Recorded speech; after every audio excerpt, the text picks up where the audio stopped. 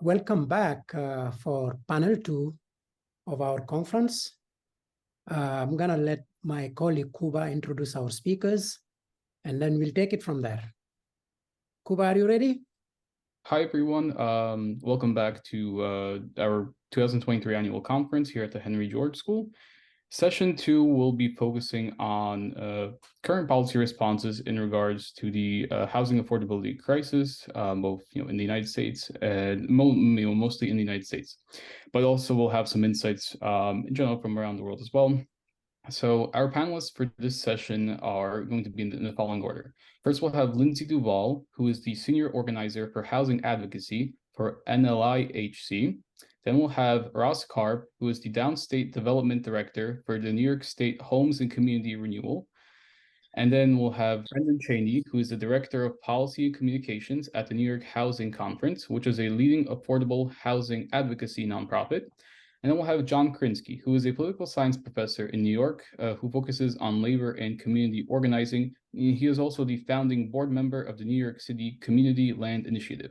And our discussant will be the Henry George School's Director of Education, Dr. Ibrahima Dramé. Thank you, Kuba. So let's begin. Good afternoon, everyone. It's good to be with you. It was so enlightening earlier, the first panel of this conference. I am not an economist, so I'm learning quite a bit and excited to share a little piece of the puzzle with you today. So I work for the National Low Income Housing Coalition. We're a national nonprofit, nonpartisan policy advocacy and research organization. We're based in Washington, D.C., but I live in New York in the Hudson Valley. So I have a little bit of local knowledge to the conversation to add as well. So I've shared our mission statement here and just want to underscore that we, on all of our policy priorities, are always focused on people with the lowest incomes. And this is because our research shows that this is where there is the greatest need.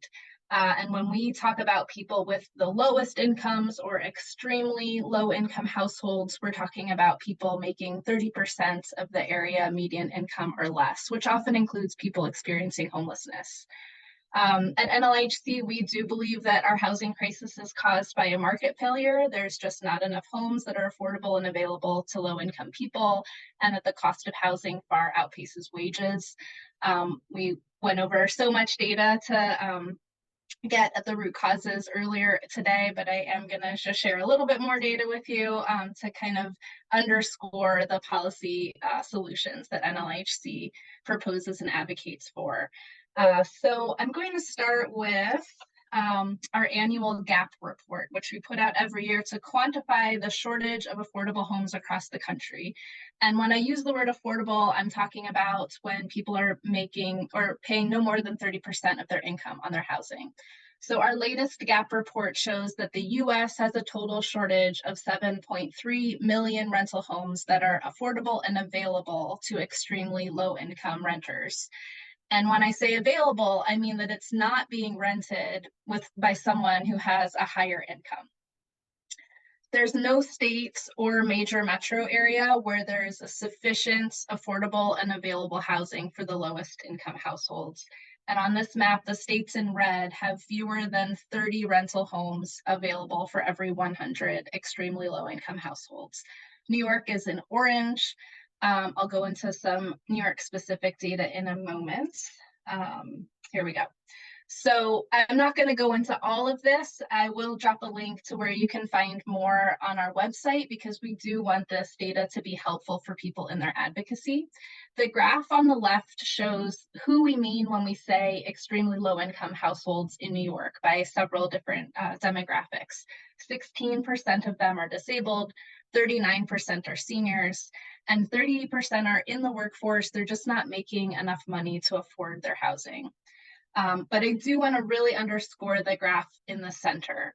So again, there are 32 rental homes available and affordable for every 100 extremely low income renter households across the state. But as you go up the income ladder, more housing is available and affordable.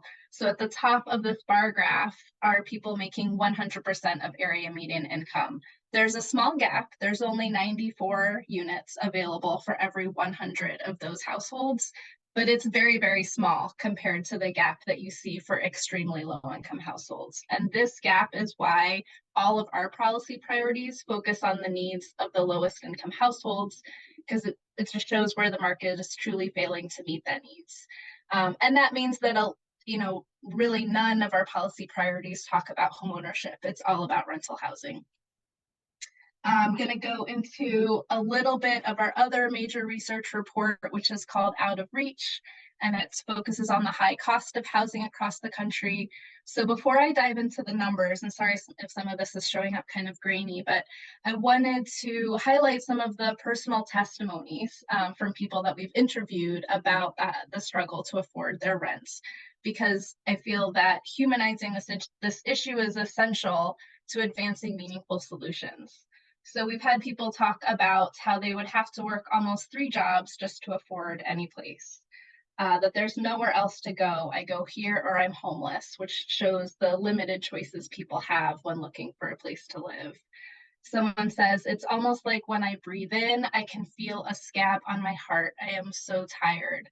It just really, really shows the struggle that people have on a daily basis looking and maintaining their housing. And on the bottom, we have someone share that my goal is to advocate myself right out of a job. And this talks to the growing tenant organizing and power that we're seeing and making a real difference, especially at a state and local level. So in our Out of Reach report, we calculate the hourly housing wage that a full-time worker must earn in order to afford a modest 1 or 2 bedroom apartment. And we find there's no state, county, or major metro area where a full-time minimum wage worker can afford a 2-bedroom apartment at market rate. The states in dark blue have a housing wage above $26 an hour. New York has the 4th highest housing wage in the country for a 2-bedroom apartment at $40.08 an hour. People of color are disproportionately impacted by the gap between low wages and high rents because they're more likely than white workers to work in low-wage jobs and to rent their homes. This graph compares 1- and 2-bedroom housing wages to median hourly housing wage distributions of white, Black, and Latino workers in the US. And as you can see, at the 50th percentile, the median hourly wage of a full-time white worker is adequate to afford a 1-bedroom rental home at fair market rent, but the median wage of a full-time Black or Latino worker is below that. At the 60th percentile, a full-time white worker can afford a 2-bedroom rental home at fair market rent. Meanwhile, a full-time Black or Latino worker at the 60th percentile for Black and Latino workers respectively can't afford even a 1-bedroom rental home. Here in New York, the 2-bedroom housing wage, as I said, is $40.08 an hour, obviously much higher than our state's minimum wage. Another way to look at this is that at minimum wage, a minimum wage worker would need to work 113 hours per week to afford a 2-bedroom apartment, or 98 hours a week to afford a 1-bedroom home. In New York City, the hourly wage for a 2-bedroom home is over $47 an hour. And at this point, the data is over a year old. So I'll put a link when I'm finished to where you can find these data reports by states, if that's helpful for people in understanding the causes and in their advocacy. But I'll move us on now to solutions. So NLHC's Housed campaign is a policy agenda to solve our nation's housing crisis, advancing anti-racist policies and achieving the large-scale sustained investments and reforms necessary to ensure that renters with the lowest incomes have an affordable place to call home. And there are 4 key pillars to this campaign. The first is to bridge the gap between incomes and housing costs. And we can do that through creating a universal rental assistance program. The second is to expand and preserve the supply of deeply affordable rental homes. And one way to do that is to invest in the National Housing Trust Fund, which is a federal program exclusively designed to build deeply affordable housing. The third is to provide emergency rental assistance to stabilize families who are in crisis and prevent the devastating consequences of an eviction. And we can do that, as we've learned as a country, through programs like the Emergency Rental Assistance Program that was created during the pandemic. The fourth is to strengthen and enforce renter protections, and that's to rebalance the power between landlords and tenants. So while transformational policy change is required to end our nation's housing crisis, and it's been a long time coming, we saw that during the pandemic, transformation was possible, and it happened very quickly. The government invested over $46 billion into the Emergency Rental Assistance Program, which was more money allocated to renters than ever before in our nation's history. And we were able to achieve a nearly year-long moratorium on evictions, which helped millions of households remain stably and safely housed. These, of course, were short-term protections, but we did come very close to securing some long-term change a couple of years ago when the House passed the Build Back Better Act. This would have invested in the National Housing Trust Fund to build and preserve the supply of deeply affordable homes. It would have funded the preservation of our nation's crumbling public housing stock, and it would have expanded rental assistance to several hundred thousand more households. Unfortunately, as we know, the legislation failed to pass in the Senate. So the good news today is that there have been many bills introduced this Congress that align with our House campaign, and I'm going to highlight some of those in a moment. The bad news is that we have a divided Congress, which means that we really don't expect to see any major housing legislation passed at the federal level this year. And in fact, we're now in a position of having to defend some of the existing programs and funding rather than see an increase. The most important thing, though it's not a policy solution to talk about, is the federal budget, because there are many, many programs already in existence to support the lowest income households in various ways. And they all need to be funded at higher levels. Chronic underfunding of our housing programs has left only 1 out of 4 households who are eligible for federal housing assistance to receive it. And as we know, this leads to years, decades-long wait lists for different programs across the country. And in the meantime, people spending way, way more on their housing than they truly can afford, doubling up, or falling behind on the rent and spiraling down into homelessness. So each year, NLHC advocates for the highest level of funding possible for all housing, homelessness, and community development programs in the budget. I've listed our current budget priorities here. And I'll just note that the recent debt ceiling negotiations have led to really harmful spending limits in the next budget. It's estimated that HUD needs a $13 billion increase next year just to maintain its existing levels of service. The House and Senate Appropriations Committees have both released their draft spending bills for HUD funding in the last couple of weeks, using the debt ceiling kind of limits or caps on funding. So the House version will increase funding by $6.4 billion. The Senate version increases funding by $8.26 billion. Neither of them get to that $13 billion, so we are expecting to see some type of cuts to HUD funding, and we're continuing to really push to minimize the harm on the lowest income households. So I'll go into some priority legislation that has been proposed that is in alignment with our Housed campaign. So the first is the Ending Homelessness Act. This would create a universal voucher program to ensure that every eligible household receives rental assistance. It would also ban source of income discrimination and help to increase housing choice for families. And it would invest $5 billion in the National Housing Trust Fund to address the shortage of affordable housing and to combat homelessness. The next is the Family Stability and Opportunity Vouchers Act. This is a stepping stone towards universal vouchers. It would create 250,000 new housing choice vouchers targeting low-income families with young children, and it would pair them with counseling services to help them move to areas of greater opportunity. This has been introduced in the House and Senate with bipartisan support this year. The next is the American Housing and Economic Mobility Act. It would invest $45 billion annually into the National Housing Trust Fund, again, to build and preserve the supply of deeply affordable rental homes. It also would ban source of income discrimination and incentivize communities to reduce zoning and regulatory barriers. This bill, unfortunately, has not yet been introduced in this Congress, but we are working with our congressional champions to see it introduced soon.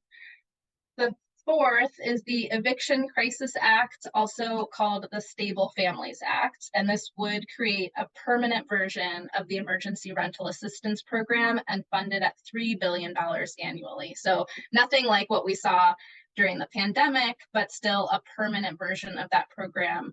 We all know that families can be one unexpected car repair or medical bill away from facing an eviction, and this would be a solution for those families.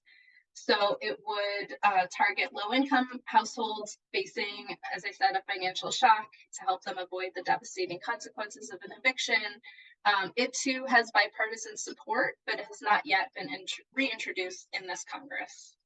And finally, the Fair Housing Improvement Act would expand the Fair Housing Act to prohibit housing discrimination based on source of income, as well as military and veteran status. This would make it easier for low-income households to access affordable housing in communities of their choice. It just started to pour down rain here, so I'm going to put my headphones in to minimize the background noise.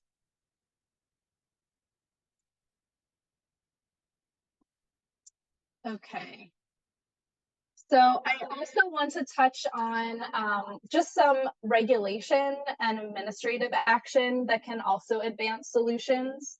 So one exciting opportunity now is that the Federal Housing Finance Agency is accepting public input about creating federal renter protections for all households living in rental properties with a federally backed mortgage.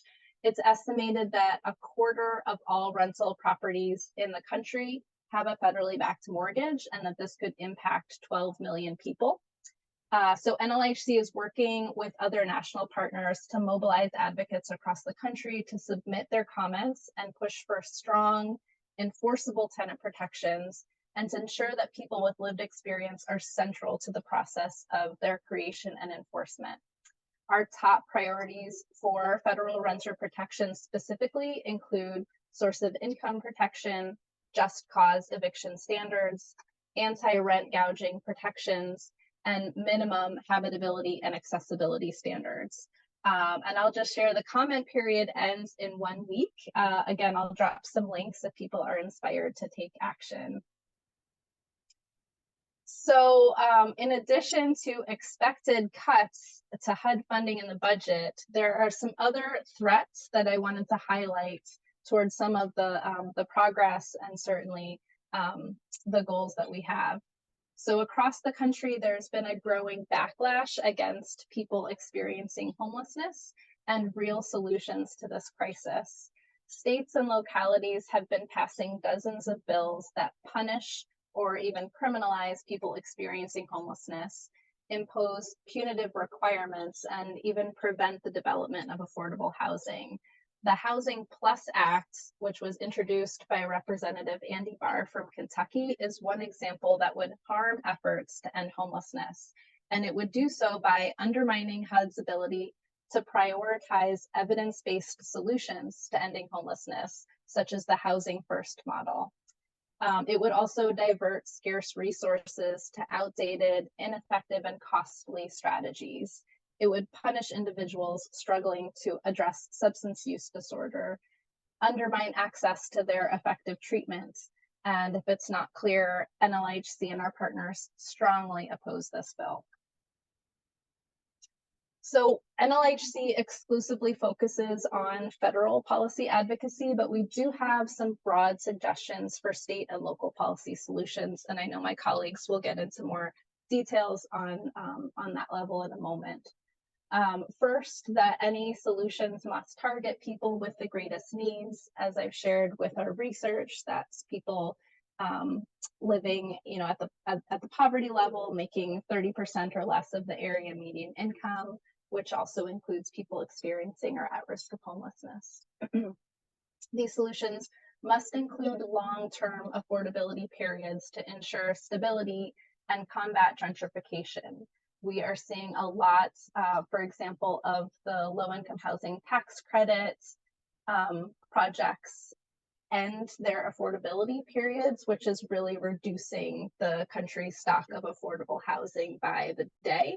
And we want to ensure that any new programs being included now or extended have very long-term affordability periods that help people remain stably housed.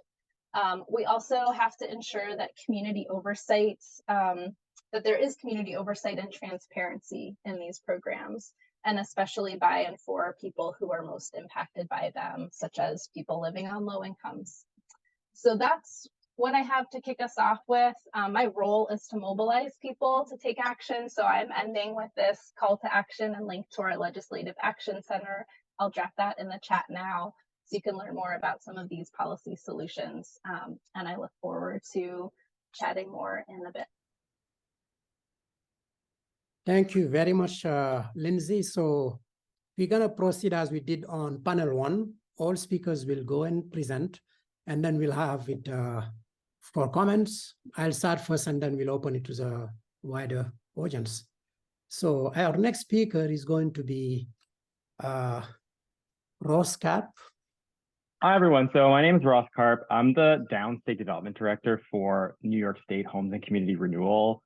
So in case you're not aware, New York State HCR is the state's affordable housing agency, but that encompasses a huge range of functions. So, our mission statement is to build, preserve, and protect affordable housing and increase homeownership throughout New York State. We have a commitment to affordability. We are really emphasizing sustainability in new projects that we're doing. There's a real focus on diversity, justice, and equality in everything that we do. I'll get into a little bit more about the functions of HCR. I also want to call out specifically, because I'm not going to talk about it much more, HCR. If you are in New York State, you are probably aware that there is rent stabilization laws on the books. HCR is the agency that administers all of the rent stabilization law throughout New York State. So that's a very complicated function of the agency that is all about maintaining existing affordable housing stock for people that are already in it. But it's a little bit of a separate function from a lot of the other stuff that the agency does. So unfortunately, I missed the earlier panel today on the diagnosing all the problems. I think it's probably pretty well established at this point that one of the big issues that we have in this state, as Lindsay was saying as well, in New York State and in basically every other state, we have a real supply issue. So, one of the main functions of HCR is to create new affordable housing stock in New York State. That's all around the state. We have a mission to serve every community that we are able to around the state. So not just in New York City and its surroundings, but, all across the state. So last year, the state legislature passed a budget that included $25 billion for the development and preservation of affordable housing in New York. So we are working under a 5-year plan to create 100,000 to create or preserve 100,000 units. So that's by the end of 2026. There's a special emphasis in that for units for people who are in need of supportive services, so vulnerable populations in need of supportive housing. That's 10,000 unit goal. And so that overall is around 20,000 units per year. On top of that, we have an additional goal of having financed the electrification of 50,000 existing homes. So, that's part of our commitment to sustainability. So, HCR is a huge agency that serves a lot of different functions. We're also funneling different federal programs that, may be passed to finance or do, anything that has to do with federal legislation that gets passed onto the state. We're creating new programs as that money may come. The state was involved in the administration of the Emergency Rental Assistance Program. So it's a big agency. My function is mostly on the creation and preservation of new of affordable housing throughout the state. And that is a huge piece of what we're doing. You know, they're spending hundreds of millions to billions of dollars each year on financing new units all around the state. So just talking a little bit of about what that looks like. So we are administering dozens of different programs that are able to be accessed for the finance of new affordable housing. So, you know, that includes I would say most of the units that we're closing are new construction, but there's a huge emphasis as well on preservation, because as Lindsay said, you know, we are losing hundreds, thousands of units of affordable housing every year, whether that's naturally occurring affordable housing or housing that may have been had existing regulations on it. You know, there's a real emphasis to make sure that those units can remain as affordable as possible for as long as possible. So, you know, some of the programs that are administered through HCR, new construction program, which is just sort of like affordable housing that looks like 60% AMI, you know, sort of straightforward, affordable kinds of units. We have a supportive housing opportunities program, which is for financing new supportive housing throughout the state. Senior housing, rural and urban community investment fund, that can be used for smaller developments in smaller communities, you know, or infill development within smaller urban settings, or even sometimes it can be used for commercial spaces within affordable housing, just to make sure that the housing that we're building is part of, you know, it's often part of a more comprehensive redevelopment or revitalization effort on the behalf of a municipality or a county or a town. So, you know, some of our funding is sort of targeted to something like that. And then, you know, we're working really hard on preservation. So that's not only, you know, one-off affordable housing projects throughout the state, which might be preserved through something called our multifamily preservation program, but that's also working on large-scale preservation projects like, you know, working with public housing authorities throughout the state, including NYCHA, which is the largest in the continent, to help preserve their existing public housing stock, and also working on preserving the Mitchell-Lama stock in the state as well. So lots and lots of money being put into creating and maintaining existing affordable housing. And, you know, this is meant to serve, you know, there's a lot to say here. And this, you know, we're working in a system where, you know, a lot of the way that we work is determined by the federal guidelines around the programs that we use to fund this housing. There's a real emphasis on focusing on as low incomes as possible, but, you know, there's real different needs around the state. You know, I'm sure this is true around the country as well. I can really only speak to New York State, but, you know, some communities, you know, we have a real disparity in the needs in different communities. So some communities really would benefit from targeting the lowest incomes possible, targeting as much housing for formerly homeless tenants as possible.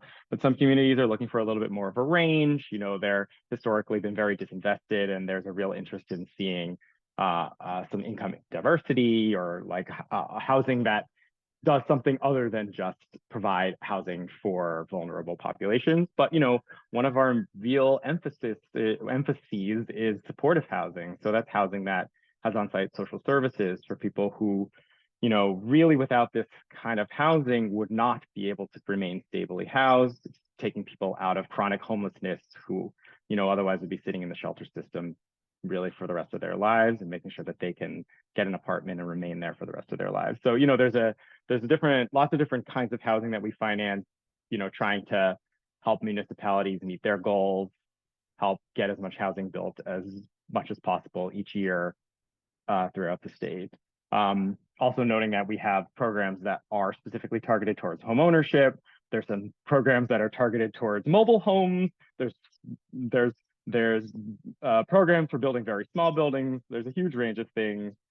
And then just sort of talking on the like federal resource front, where the state's administrating agency for both 4% and 9% low-income housing tax credits. So that's a big part of what we do, is give out those tax credits. So that's sort of on the supply side piece of what New York State is working very actively on to try to address this issue. And, you know, the housing market is very complicated, and, you know, it can be fairly segmented. You know, we're trying to target as many of our resources as possible towards the lower end for people that, you know, really are left behind by the market. because we feel, for the most part, that's where our money is most valuable. That's where government intervention is the most meaningful. But there's definitely a recognition that the market in New York and elsewhere is not really functioning effectively.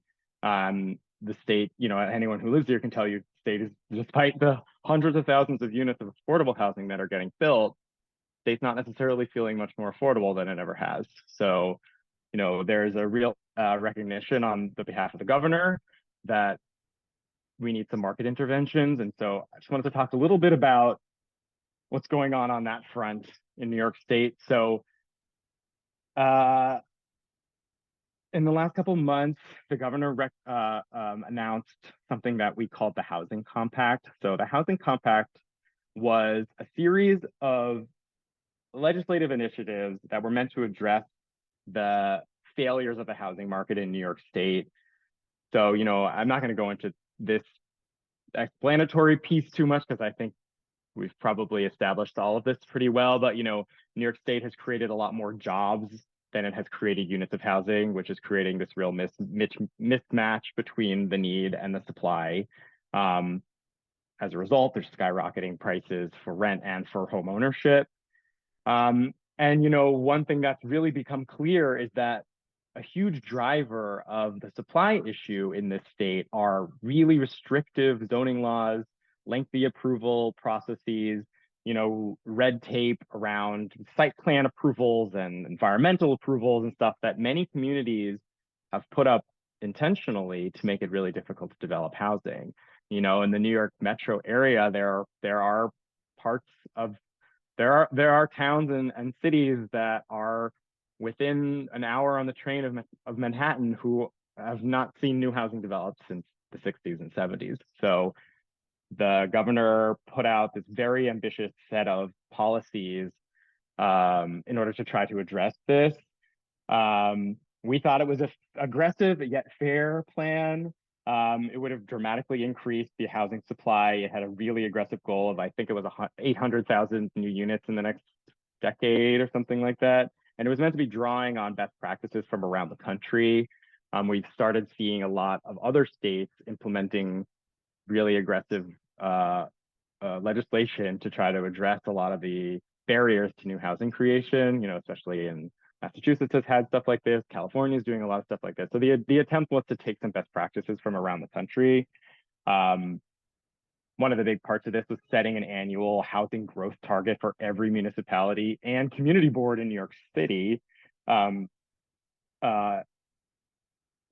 Basically like requiring some upzoning around transit zones and making it really putting in some real world impacts if you were not able to meet those targets or show like affirmative action towards meeting those housing targets. However, as some people here may know, the Housing Compact unfortunately did not become law. Really the same kinds of places that have long benefited from the restrictions around housing supply really didn't want to see something like this happen, especially in the form that it was presented in. So it didn't happen. I think some legislative action would be really, really beneficial in the state. I'm working in an agency that reports to the governor, so there's only so much that we can do without the support of the legislature.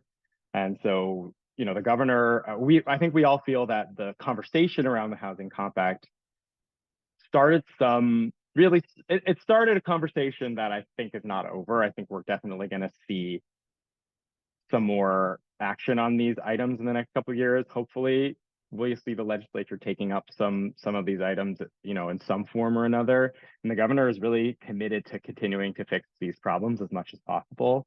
And so on that note, after it became clear that in the last legislative session, which ended a couple weeks ago, that nothing was going to get passed on housing. As of last week, the governor has announced a couple executive actions. So, there's only so much that she can do without the support of the legislature. And so, hot off the presses, here's a couple things that have been announced. Some of these still need some fleshing out because this is so new.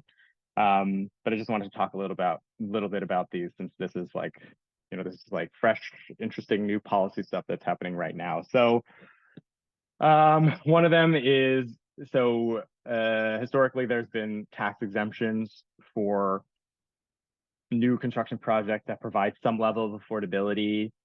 Those have become very controversial over the years. That the latest program expired, and in the last legislative session was not renewed. There was a real risk that some projects that were approved under a rezoning in one of Brooklyn's higher income neighborhoods would not be able to proceed because of that. And so they are talking about a program which would allow those projects to essentially enter into a program with the state, where the state would take title to those properties and give them a tax exemption that looks essentially like what they would have gotten, so that we can keep those projects moving and keep those thousands of units in Brooklyn, close to the train, close to some very high income neighborhoods moving, and make sure that those get built. I'm going to skip over number 2 for a second, because I think that's sort of the most interesting one here. Number 3, every agency is being asked to do an inventory of what state-owned land might exist and see if any of those are appropriate for housing, and see if they can be, put out as a request for proposals or something like that to try to develop more housing on state-owned land. Agencies are being tasked with looking into regulatory burden that's making it hard sort of on the government side to develop new housing. And then the state is launching a new beta version of a portal to collect and share some housing and zoning data to try to help make sure that we can understand the impacts of all these laws and understand the housing progress that we may or may not be making. And so going back to number 2, so the governor announced this certification called the Pro Housing Community Certification. This is an executive order which is going to establish preferences for certain discretionary funding programs for localities that are able to certify as pro housing communities. It's not 100% clear exactly what that's going to look like. More is coming in the next couple of weeks.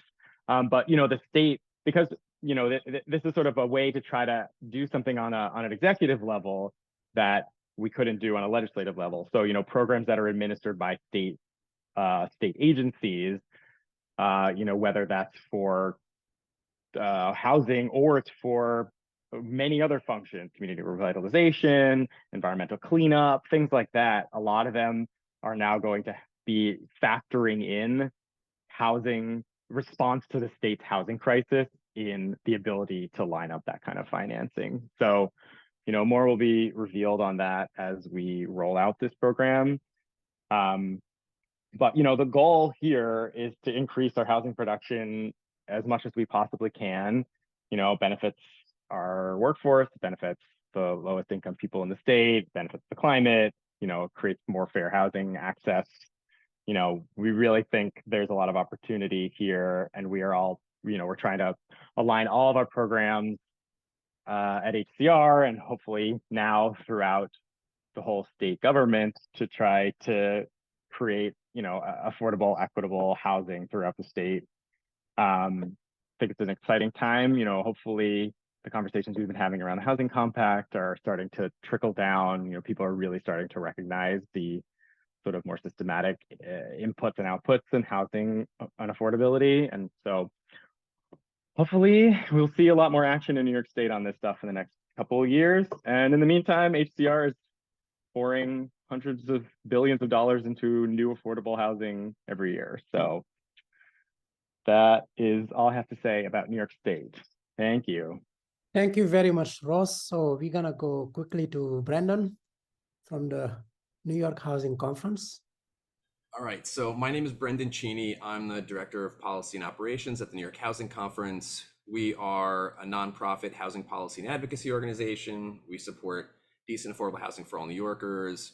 We analyze public policy, educate the public, and convene stakeholders, raise awareness regarding New York's need for affordable housing. And so we advocate on the city, state, and federal level for resources and policy around affordable housing. So what I'm going to do is I'm going to sort of talk a little bit about the data points we see that sort of point to the extent of the affordable housing crisis, and then some of the policies we've been working on and are going to work on at the city, state, and federal level to address these issues. Let me see if I can advance it.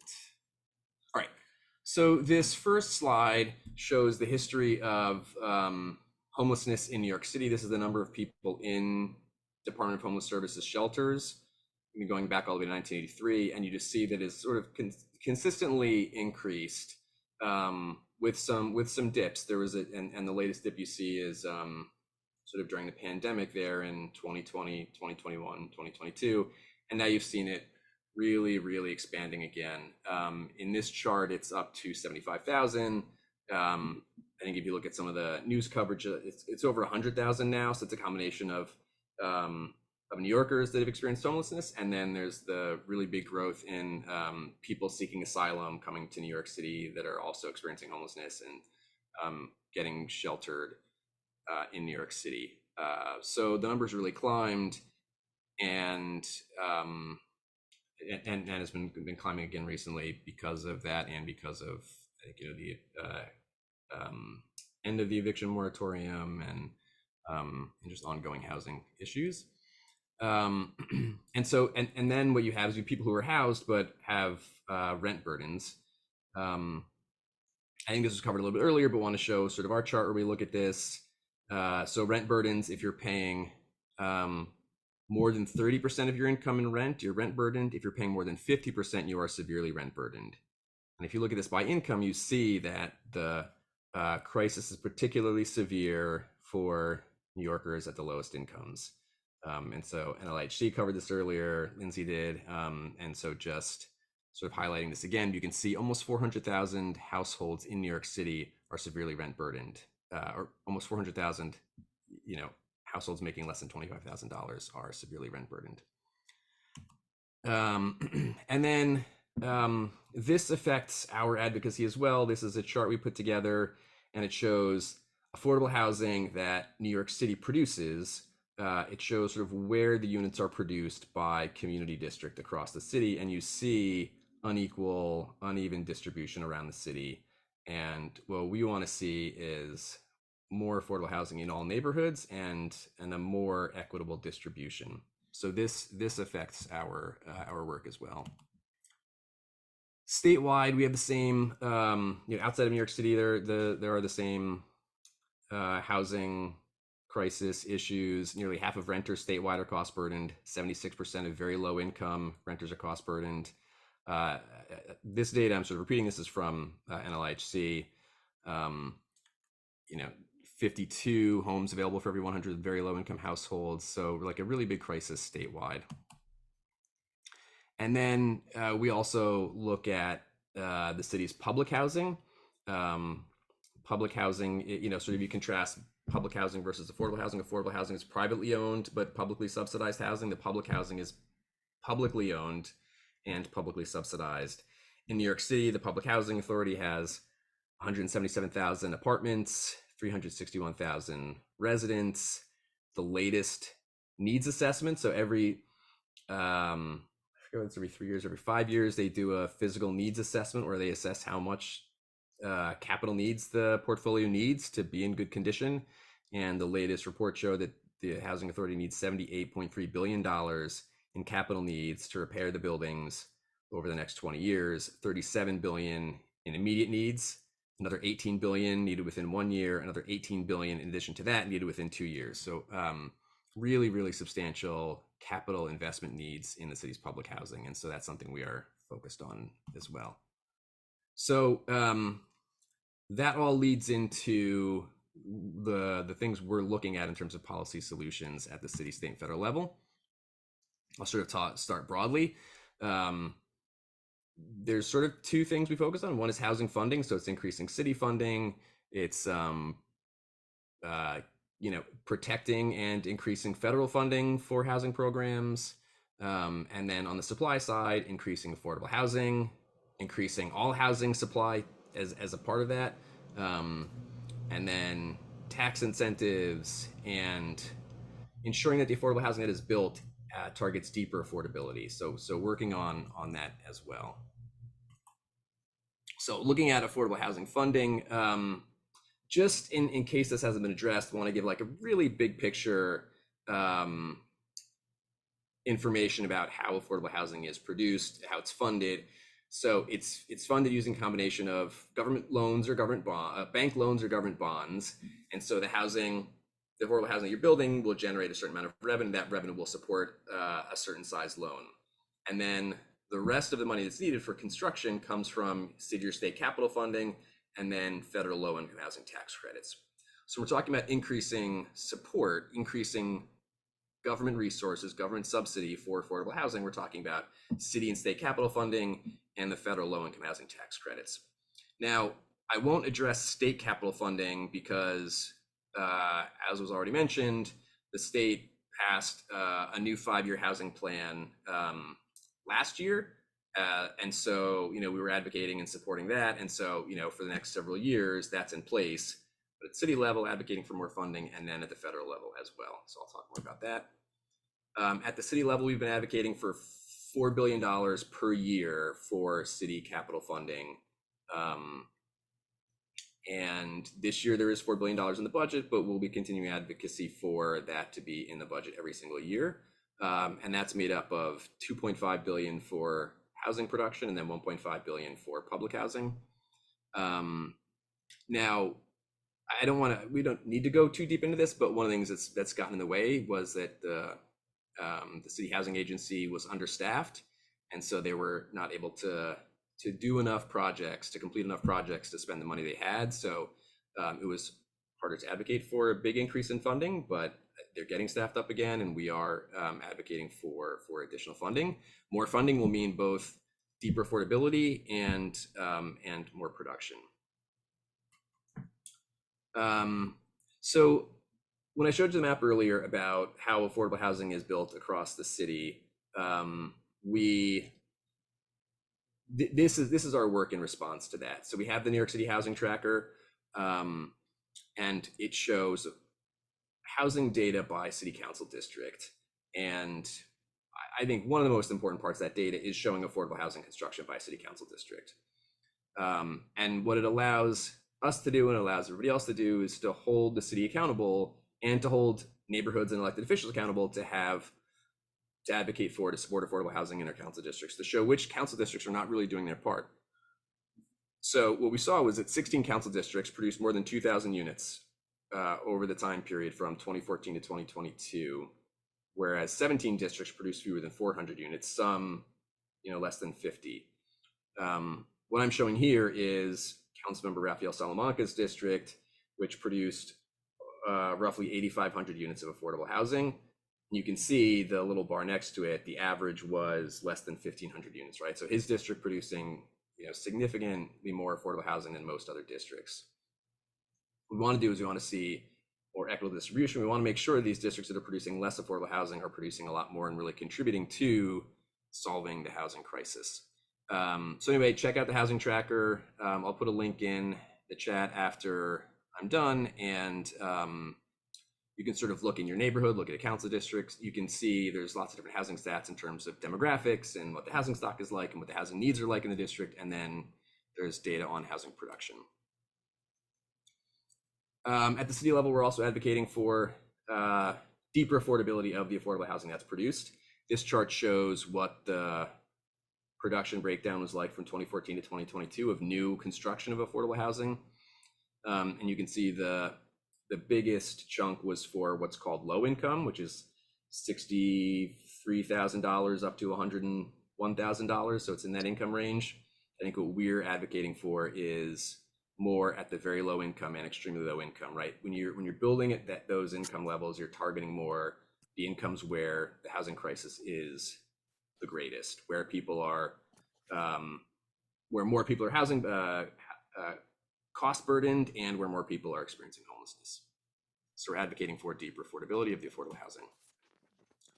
And then on the public housing side, we are advocating for different programs that will allow the housing authority to make repairs to bring their buildings up to good condition. So it's capital funding, so just direct capital funding to support repairs.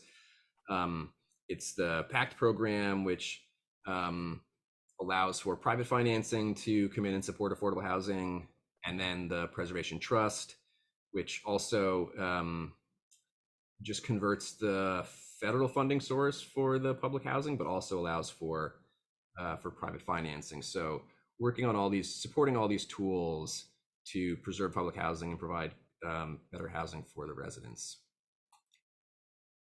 And then lastly, at the city level, there's a zoning text amendment being proposed. So this would make zoning changes citywide. I think there will be more information about that from the city in the fall and winter, but looking at things like reforming parking requirements. So you can build more housing without needing to add as many parking spots, sometimes without adding any parking spots, a density bonus for affordable housing, and then other sort of smaller changes, detailed changes that will allow for more density, or even just allow the density that's in the currently allowed by zoning. So that will allow for more housing supply and more affordable housing supply in the city. At the state level, we were advocating around land use with the goal of promoting more housing supply statewide, and then also connected that fair housing. As I think you've heard a lot of today, one of the biggest reasons for the housing crisis is a lack of housing supply generally, but also lack of housing at the deep affordability levels. And one of the barriers to increase housing supply are policies in local communities that prevent new housing, or severely limit the density of the housing. And so and that then what often follows from that by limited housing is creating and perpetuating segregated housing. And so we were fighting for the governor's supporting the governor's housing compact, which would have had growth requirements for all communities and transit-oriented development. So that's some higher density around transit stations, public transit stations. And so I think going forward, we're going to continue working on that. We're going to continue supporting requirements for housing growth statewide, so that we have more housing supply to give more people more opportunities and more choices, and probably also transit-oriented development. So looking forward to doing more of that work in the year ahead. Homelessness prevention, the legislators have proposed the Housing Access Voucher Program. This would be a state-funded rental assistance program. I think you've heard about it at the federal level. There's the Section 8 program, which is federal rental assistance. I'll talk about that again in a second. But and then at the city level, there is a city program, city-funded rental assistance, the City FHEPS program. And so pushing for a state housing assistance, rental assistance program, state-funded, that would help families and I think single adults stay in their homes, avoid eviction. Help families that are severely rent burdened. So we supported that last year, and we'll look forward to supporting that in the future. And then also supporting tax benefits, tax abatements that would support affordable housing. There is the 421A program that expired. I think what we're looking for is another housing benefit similar that would support adding affordable housing in high-cost neighborhoods. There's really not another way to generate affordable housing in high-cost neighborhoods. And our data in the housing tracker really shows that there's some neighborhoods that are high cost that have affordable housing because of the 421A and the MIH, the Mandatory Inclusionary Housing Program. So we need another program that can do that, that can provide affordable housing, because otherwise it'll just be affordable housing built with city subsidy in low cost, lower income neighborhoods. And then on the preservation side, we supported the J51 tax benefit, which is a tax benefit for making repairs in private housing. So we supported that in the past legislative session. And then on the federal side, we support continuation and expanding the HUD budget. HUD has many programs that are vital to affordable housing locally and across the country.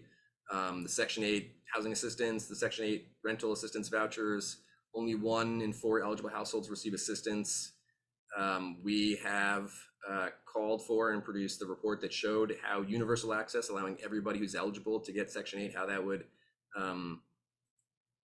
protect people from homelessness, protect more people from homelessness, and benefit the local economies, where people would have more money to spend locally on the necessities that they can't currently spend on because their housing is too expensive. So we're supporting protecting the funding and expanding the Section 8 program. And then the public housing side, supporting funding for capital funding to make repairs and support for the federal resources for the Preservation Trust. And NLHC, showed their federal priorities earlier. We support and work with them and support those issues as well, but just wanted to highlight some of the ones we're focused on. And then also the low-income housing tax credit, as I said, is an important tool for building affordable housing locally. And so we are advocating for ways to expand and improve the program. Can get way more in the weeds if you guys want to, but the idea is that, if you, the tax credits can come with a development that uses private tax exempt bonds, but a state has a certain cap as how much of that they can use. And so if you exempt housing from that cap, then you can, the city could use a lot more private activity bonds and therefore get a lot more tax credits. But even if you reduce the amount of bonds that you have to use in a project to get the tax credits, the bonds could go farther and the tax credits could go farther. And then finally, just increasing the tax credit allocations generally across the country. So that's all I have on our priorities and policies. Thank you very much, Brendan. Thanks very much. I'm happy to be here, and I'm happy to be on this panel. I'm going to indulge being a professor a little bit before talking about some of the work, the more direct advocacy work that I've been involved with. But I chose this picture from René Magritte, the surrealist artist, partially because there is a level of surreality that revolves around our current housing policy. But also the surrealists were, did their work in order to help free our imaginations, and so it's in that spirit that I offer what follows. So this is a panel on evaluating policy responses, but from my perspective, the first thing that we have to ask is what are we responding to? What are the policies responding to? And I think to really talk about what the responses of housing policy, I think we need to be sort of historically and theoretically honest with ourselves, that some of it began with a concern to respond to social disorder in the slums, an idea that if you didn't deal with housing, both disease and radical ideas might spread among the poor and working classes. At other points, there's been this idea that there are too many people in cities, and so housing policies responded accordingly. Too many poor people in cities, some of the planned shrinkage from the 70s, for example. There was concern about declining local tax base. That's where we get, in a lot of ways, that's where we get the expansion of, say, J51 in the 1980s under Koch, which leads actually directly to the loss of some deeply affordable housing in the SRO stock. We lost over 100,000 units of SRO housing, which directly contributed to the development of homelessness. But we're also dealing with responding to the federal withdrawal of funding, to the declining profitability of capital. So we try to make sure that there are places in policy. We've done this. We've tried to make sure there are places in policy where rich people can profit off the housing for the poor. Or are we responding to, say, an unsustainable homelessness crisis, where we're spending now something close to $3 billion a year in New York City just paying for the shelter system? Or are we responding to workforce housing needs, and how are we doing it? I mean, so I think that there's a way in which we have to be honest about the wide variety of things we're responding to with housing policy, and to whom we're responding. We respond very much to organized real estate interests. There was real estate opposition to something like good cause eviction at the state level, and tenants didn't get it. They've been advocating for it for 5 years. They didn't get it. And then, there's a really good argument to say that that would have been really important in stabilizing rents. And it's, we respond to organized financial interests. We respond to bureaucratic and expert interests. Things like agencies that don't really feel like changing. And we respond sometimes for better, as it was pointed out, and sometimes for worse, to organized communities. So I think that sort of thinking about evaluating policy responses has to sort of take all of this in. Now, the basic problem is that we're dealing with some contradictions, right? Land is scarce, this idea that land is scarce and excludable versus the idea that land is vast and open, right? There's this is the Henry George School of Social Science is a good place to remind us that the scarcity and excludability of land is not a natural phenomenon. Contradiction between land's value being determined by the market and seeing it that way, or seeing that land's value is determined by the social processes of its use. Housing, landlords get to get a lot of infrastructure in a sense for free. Housing's value is determined by the market versus by its quality as shelter and a home. And the problem is that in our current system, both are true. This is why they're contradictions. But if the market formulation comes to dominate the home formulation, or the domination of exchange value over use value occurs, it results in all kinds of things like speculation, overfinancing and predatory lending, displacement and gentrification, poor conditions, the lack of supply for people unable to pay market prices, and an oversupply of luxury housing. And I think we have to be very clear that supply isn't going to get us here. Supply isn't going to get us where we want to go if it's not price controlled supply. And part of the reason is that land and housing are not like cherries. So when I talk about markets, when I just teach sort of basic things to my students about markets, I say, markets are, I use a bowl of cherries as an example. I say, okay, I have a bowl of cherries, you have $5. You want my cherries more than you want your $5. I want your $5 more than I have my cherries. We exchange and everybody's happy. And that's how markets are supposed to work, right? Increases the general happiness, right? The problem, of course, is that there are information asymmetries. The cherries on top may be beautiful and the cherries on the bottom might be rotten. I know that you don't, and once we make that market exchange, the aggregate happiness no longer goes up because I've screwed you over. Now, there's basic market failures in so much of the housing market, so it's very difficult to talk about housing markets working as they should if the idea of a housing market working as it should is like cherries, right? There's built-in information asymmetries. It's very difficult to calculate future costs. Who lives in the housing matters to its value, right? The history of the racial history of housing in this country attests to that. Decreases or in the value of housing increases the cost for those living in it. It's vulnerable to all kinds of externalities in terms of other policies that impinge on housing. There's extreme inequality in the market, usually not extreme inequality in the market for cherries. And there's a lack of geographic boundaries in the market. So we could increase a ton of supply, and a lot of that supply could be snapped up by people who aren't even ever planning on living in it as investment properties.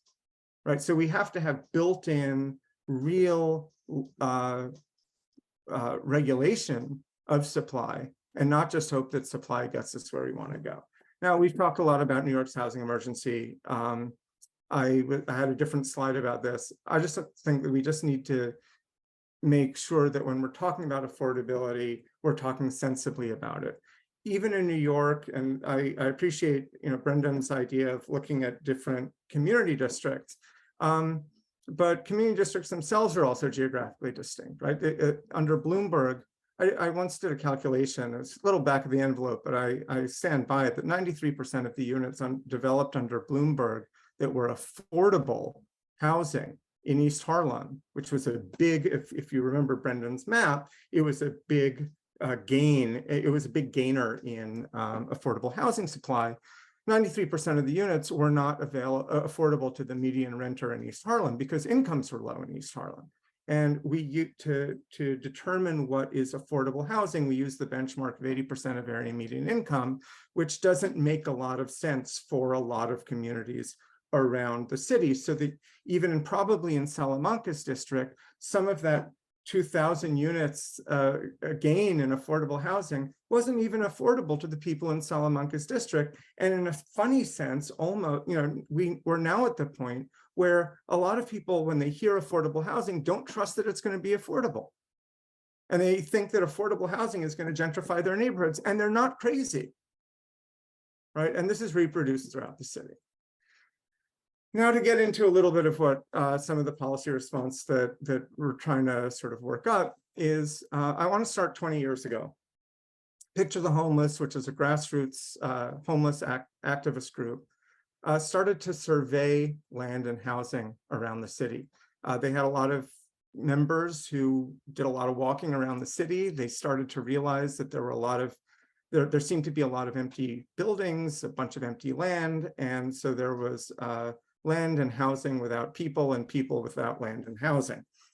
And they started to advocate for counting vacant property. And they came up with a couple of different reports, one in 2007 in Manhattan, one in 2011 citywide.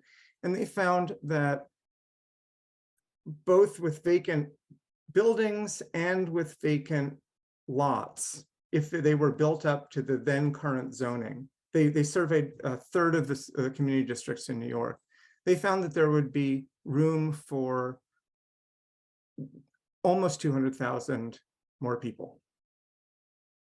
All right, now, of course, dynamics have changed. That was still in the sort of post financial crisis 2008 slump, so that there was a lot of unbuilt or half-built housing around.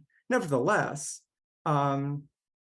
part of what they were pointing to is that the market is not allocating housing in any and land in any sensible way. And they were also interested in something that happened 10 years before that, or 30 years ago. The Cooper Square Committee, which had first organized in 1959 against Robert Moses's plan to drive a highway through Cooper Square area of the Lower East Side, and also to knock down a bunch of housing and build less affordable housing there. They fought for many years, and 30 years ago, they closed a deal with the city to preserve more than 300 units of affordable housing. And they formed what's called a mutual housing association, which is like a rental co-op. Now it's an actual co-op with shares. But it sits on a community land trust, and we'll talk a little bit more about community land trust, since that's really the group that I'm working most with. And so 12 years ago, some of these ideas began to converge. Picture the Homeless and I were working on a class on land housing and community control, and trying to think about ways to deal with the crisis in neighborhoods that were producing a lot of homelessness, but were also getting gentrified and also had a lot of vacant land and property. So, and then the New Economy Project was working at a studio at Columbia University, where they were trying to figure out how to plan for community land trusts to preserve affordable housing in housing that was being foreclosed in Brooklyn and Queens. Community Board 11 in East Harlem was working with the Regional Plan Association to think about how to deal with threats to rental housing, including expiring low-income housing tax credit properties and expiring Mitchell-Lamas. And they said, well, maybe a community land trust would help. So a bunch of us got together, and we just thought, what if? What if we could develop housing for people who really cannot pay for it? What if we could keep people housed by stabilizing land and housing values so they weren't displaced by gentrification, speculation, or abandonment? How could we do these in a way so as to restore displaced people to their neighborhoods? And how could we do this in a way to put people who are not now in control of land and housing in control of it collectively? So we hit on this idea of community land trusts with the inspiration of Cooper Square before us. So a community land trust is a nonprofit that owns land for the community. The model actually has roots in the civil rights movement, and it also in the work of Henry George and followers of Henry George, with the idea that land value, which is created by the community, should be captured by the community.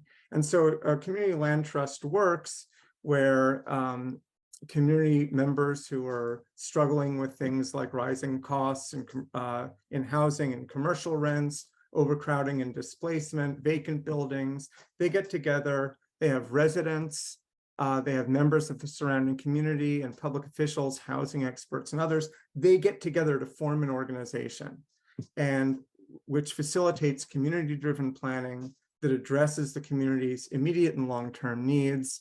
And it works with a variety of different kinds of groups and housing tenure models as well.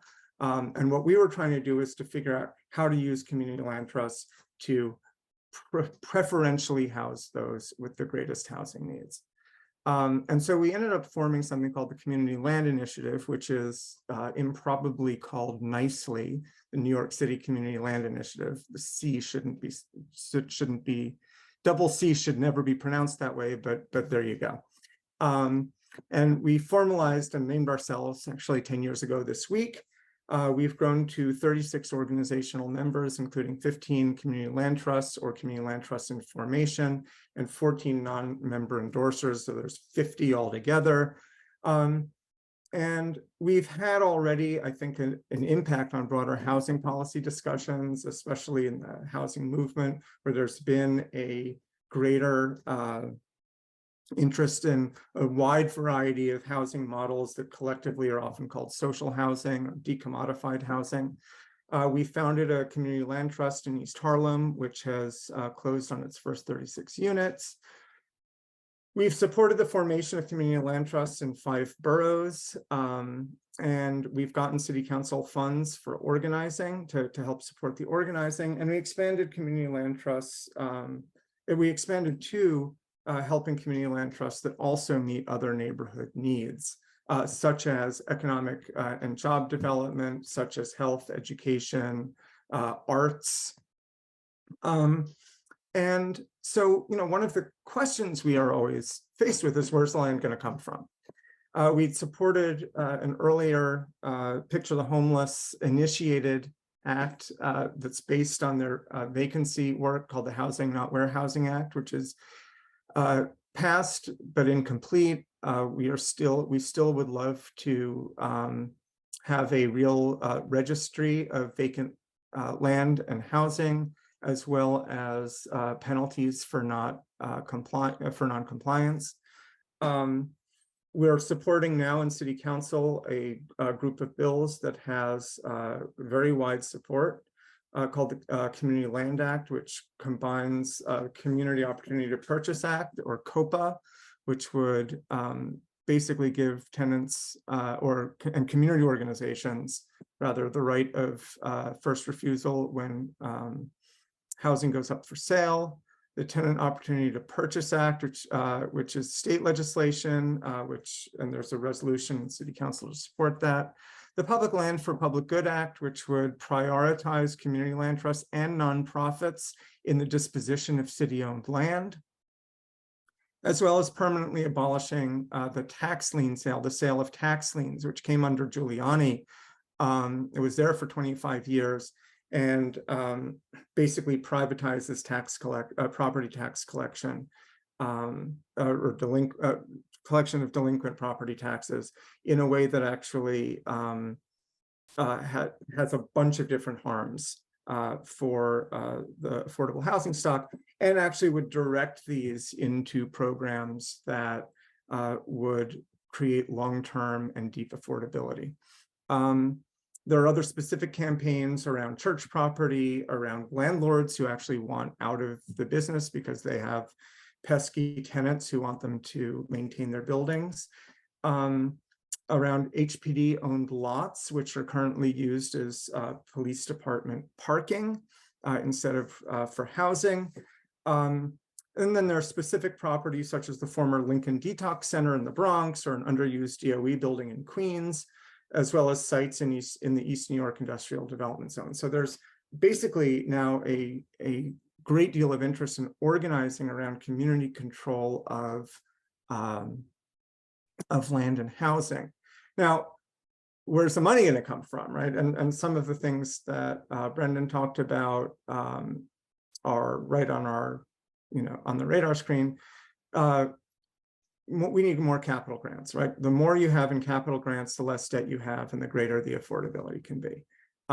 We see this in our project in East Harlem, which is carrying more debt than we wanted it to carry, precisely because it interferes with our ability to get deeper affordability. And one of the things that we've also noted is that needs and neglectful policy go hand in hand. I mean, one of the things that we've also seen is the city would be perfectly happy to get rid of a bunch of the housing that it still owns from tax foreclosure in the pre-Giuliani years, and that includes some of the buildings in East Harlem.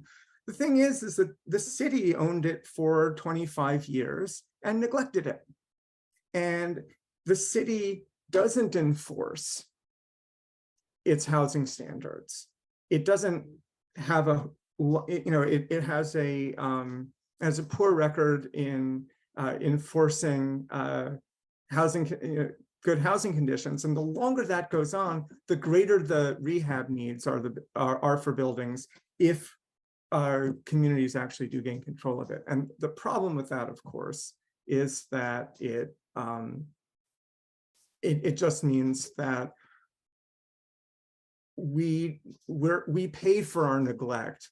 And what ends up happening is that if we don't actually decide to pay for our neglect, then our neglectful policies create situations where we can't even create the deep affordable housing that we need. Direct grants are better than tax credits, partially because even though tax credits put capital money in, the problem is that unless you figure it out well in advance, you could lose control of that housing in the long run. The other thing is capital subsidies actually are preserved in the housing over time, and that's true for nonprofit rental housing. It's also true for limited or no equity co-ops that can operate on community land trust land. For operating subsidies, there's a need for ongoing operating subsidies, and project-based subsidies are better than tenant-based subsidies. There's necessary money needed for ongoing organizing. These models don't work without a constant ability to organize residents, to both to take control and to take responsibility for their housing, but also to expand through neighborhoods, because the idea is that we want to bring as much housing and land out of the speculative market. And then we have a commitment to housing those most in need. So those operating subsidies are still going to also need to target this deep affordability. Now, what's the difference community land trusts lend to the equation over just regular nonprofit housing? Sometimes it's duplicative, right? I mean, but in a good way, I think. Nonprofit community development corporations and limited equity co-ops very often also limit the cost of housing well into the future. These are permanent affordability models.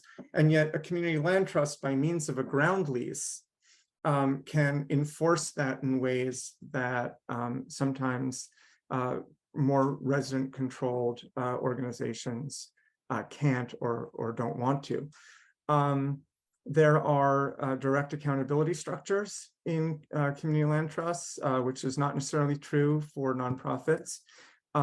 There's a broader group of stakeholders. I mentioned that there's both neighborhood residents and residents and users and leaseholders of property on the CLTs.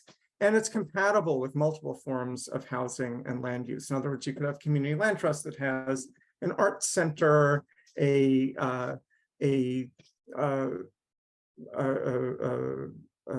garage, and cooking facilities for street vendors, but also have affordable housing.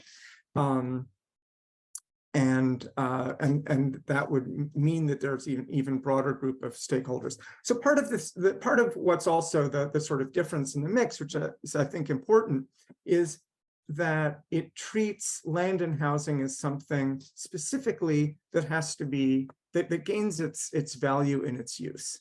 And it doesn't think about housing as simply a unit that you put a family into or individuals into, but rather some part of a community. And I think that that's an extremely important element here. Some of the obstacles are an ongoing policy preference for and deference to for-profit developers, plain and simple. There's an insufficient commitment to subsidies on all three levels of government. We've heard this. Some of the layered financing, again, that Brendan sort of pointed to, can be very difficult to use. This mix of various different financing tools, some of which sort of default to saddling projects with too much debt. There's a resistance to innovation at the local level and not enough staff. Plain and simple, HPD has not been really up to the task. And that's not necessarily, it's partially because different parts of the agency want different things. There's a risk that community land trust could be sort of co-opted. The form of it could be co-opted so that you now have, say, the preservation trust, not really exactly a co-optation of it, but preservation trust, which is supposed to give residents more say in public housing as it's sort of being moved from Section 9 to Section 8 with private investors and private managers. And the question is really, what say do they actually have, and do tenants actually preserve the rights that they had under public housing? And then that confuses some of the conversation about community land trusts as well. There's also some policy confusion generally, and that sort of refers back to my first slide, which is sometimes a confusion of opportunity and displacement with fair housing, for example. Sometimes the fair housing discussion is all about opportunity to move rather than opportunity to stay in a neighborhood where you've put down roots. And that also sometimes comes along with assumptions about poor people and people of color wanting to get out rather than wanting to improve their neighborhoods. There's some confusion about affordability versus supply, because supply does not necessarily equal greater affordability, especially for people at very low incomes, because housing and land are not cherries. And then I wanted to just close very quickly with some of the opportunities. We have built a lot of local and state support around these. I think we've changed the conversation. There are a lot of politicians already giving lip service, at least, to community land trusts, even if they don't completely understand them, but that's okay for now.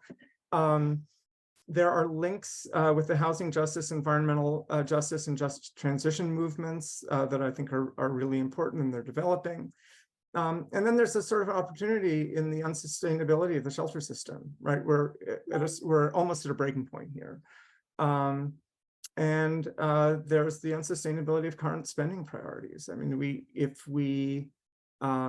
if we keep dumping billions and billions of dollars into the NYPD and sort of giving them a blank check for overtime and for settlements with brutalized New Yorkers, we have a problem, right? And I think that loads of people are beginning to, and they began certainly in 2020, to start to see that there's still something unsustainable about that, even if they are worried about crime in their communities. So we are in this sort of situation where the future of our neighborhood is, our neighborhoods are up for grabs, where we really have a choice between keeping on seeing land as something that's for profit or land that's something for people. And I think that the quote of the week from the Henry George School is really opposite, is appropriate to recall at this time. And I'll leave this up for 10 seconds and then thank you. Thank you very much, John, for that closing remark. A beautiful quote by Henry George. I'm just gonna offer a couple of comments and probably ask some questions before I open it to the wider audience. I see there is a lot of activity there. I'll be back to you, Yanis, and others. So what I noticed is, at least what transpired from all those who presented on this panel, looks like our chief problem is there is a shortage. So supply is definitely one of the issues. And it kind of made me think a little bit about cities that basically face the same kind of problems that New York and other big cities are facing here in the US. I take, for example, the case of London, where there has been studies showing that for the past decade, actually what happened is the supply has been increasing. So they have been building more, they bought into the build more narrative, and yet prices didn't go down. So not at least significantly enough to make a dent on the housing question. I think that really connects with what John said. And the Tony Blair Foundation has done some interesting studies on it with numbers saying there are two elements that could be blamed for that situation. The first one is very lenient credit policies, basically very low interest rates, especially making it even easier for people who are buying to let to have access to credit. So the second one is, it doesn't matter how much housing you build, but if you have your housing market open to foreign buyers coming in and injecting in more credit, they're gonna just evict the locals who can afford to buy it. So for that reason, some people who are just calling London a different name, referring to the oligarch, calling it London Grad, because it became a sort of a safe haven for oligarchs from all over the world putting in their money and parking it. And I think Josh Ryan Collins mentioned it. So I'm wondering if that's not the case here in New York City, which basically kind of creates some sort of skepticism about the supply argument, unless we couple it with other policies to make sure that prices don't run out of control. And the other one is also the concept of housing as human rights. I think it's gaining ground. It started a couple of decades ago with the United Nations, but now I'm seeing it through mainstream academia, and I'm glad Josh mentioned it, that Mazzucato wrote a book about it. So I'm wondering, what do you guys think of that? And an additional comment about the supply narrative is, you can build more, but who does the building and who ends up owning makes a very big difference. So if you want to use the vehicle of public-private partnership, which we have some lengthy experience of having here in the United States, sometimes it makes me feel like when you say affordable, it's by name. I'm not really an expert in the housing question, but what they call affordable, when you go to the City Connect website that I've been looking this couple of months, I'm kind of saying, what do they really mean by affordability? I think Yanis echoes to that in the comments. So I'm wondering whether, based on what I heard from John, shouldn't we just imagine what we would call public CLT partnership? Because CLTs basically make sure that the equity that is really driving banks and people who are buying just to let to make money out of it is the equity. And that equity is basically created by the community. It is the infrastructure, the schools, the location, the policing, and all those things that are paid for taxpayer that really contribute to making the housing expensive. Actually, when we say housing is expensive, it's basically a shortcut for saying land is expensive. So the land values, I think, should be the focus here. So that's really where I want to leave it for now and hear from you. And of course, you are free to ask a comment on each other's presentation before we open it to the wider public. Thank you. So my questions are not directed to anybody personally. So whoever feels like they have an answer, please go ahead. Thank you.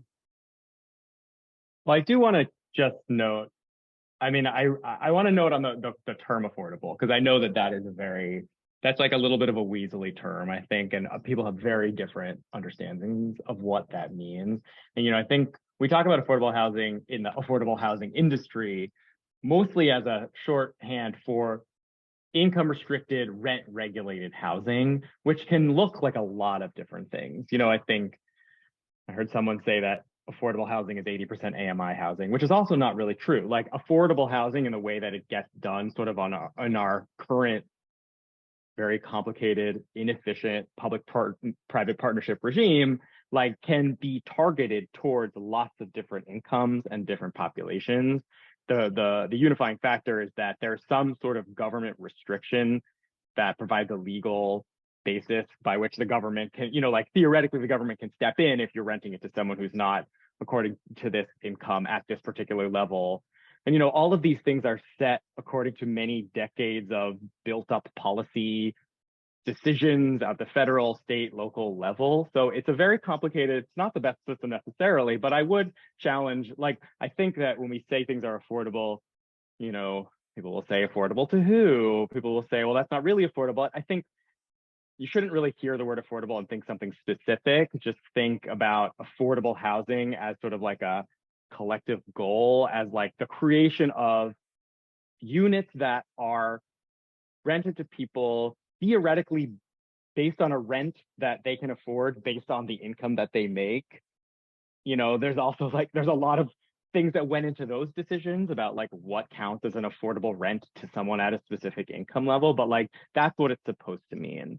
And I think we've seen, and like just responding to like the note about the units being built under the Bloomberg administration that were not affordable to the people in those neighborhoods, that is very true. And I would say the Bloomberg administration's policies on what counted as affordable do not fly anymore at the city or the state level. Like no one's really, there is a real effort.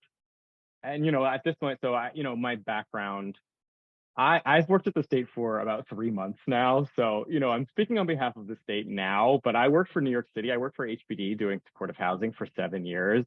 I know for a fact that it is one of the overwhelming desires of everyone who works in these agencies to build housing for the lowest incomes that they can handle. There's not a desire to push the market here.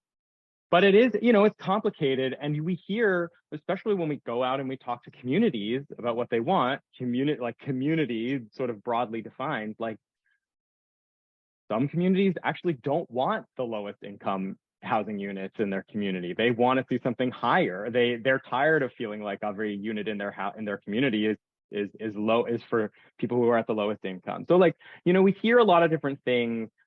Housing it's meant to do so many different things, and people have so many different ways of looking at it. Like it is very difficult to have it solve all these problems and answer to all of these different needs all at once. But just broadly speaking, I would say the government approach to all of this, we are trying to build housing for people who really need it, but there's a lot of people who really need it in New York City and New York State.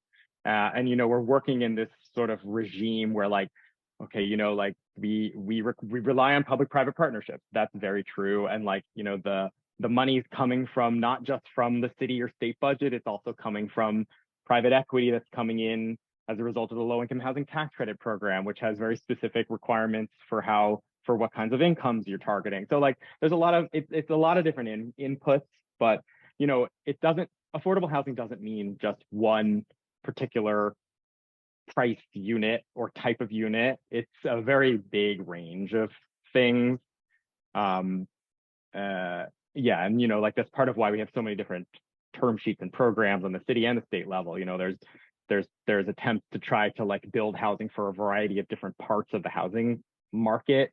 And, you know, when we're building housing for supportive housing tenants, which is one of the main priorities of the city and the state, those are units for people who often make no income, and, you know, they're all being given vouchers, and the units are underwritten in such a way that there's no expectation that they'd ever really need to contribute anything. And, you know, sort of similarly for housing that's being built for very low income seniors, you know, there is an attempt to build housing for people who are very vulnerable and build housing that's truly affordable for them. But there's also an attempt to build housing for lots of different parts of the market because there's such an overwhelming demand.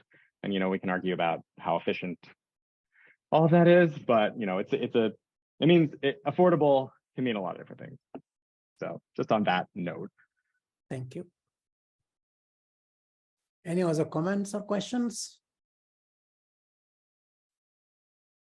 I mean, I would just say that first, I didn't mean to suggest that affordable is 80% of area median income, full stop. It's that there's still a lot of affordable, so-called affordable housing that is built at that level. And I think that one of the questions in the in the chat, I think sort of was a little head scratcher, saying that low income goes up to $101,000 plus, according to that formula. And so, you know, when you're talking about neighborhoods where the median neighborhood income, even like if you take the community district, is itself 50% of area median income, you don't actually necessarily have HPD putting together a term sheet that makes sense for that neighborhood, maybe because they can't, or they feel like they can't, right? That there are a number of different tails. And I appreciate what you say, Ross, like there are a bunch of different tails, like the necessity of using the low-income housing tax credit to get some of the capital money, and that wag the dog, right? But we certainly haven't. I think that was sort of my basic point in that first slide. Like, what are we actually responding to, right? And the low-income housing tax credit is there not because it's always been there, but because Reagan cut the housing budget and then decided to run housing subsidies rather invisibly through the tax code. And that was part of a political program. And I think the point is that, you know, one of the nice things about a setting like this is it might actually, that I think we want to think about how we might put together alternative political programs that don't just deal with rearranging what's here already. Although, to be clear, the low-income housing tax credit doesn't prevent you from going lower, right? It sort of says your housing has to be at least 80%. Sure. Right. And so I think what we've talked about is, you know, in our efforts to try and get deeper affordability, is that recognizing that it costs more in capital subsidy, and if you want to go really low, often operating subsidy, and just sort of acknowledging that and pushing for that, pushing for more capital subsidy and other, you know, rental assistance that can support the operating side too. Right. I mean, the tax credit has other issues, but yes, I think you're right. And that's good. And I'd like to thank our panelists and all those who contributed and all those who attended.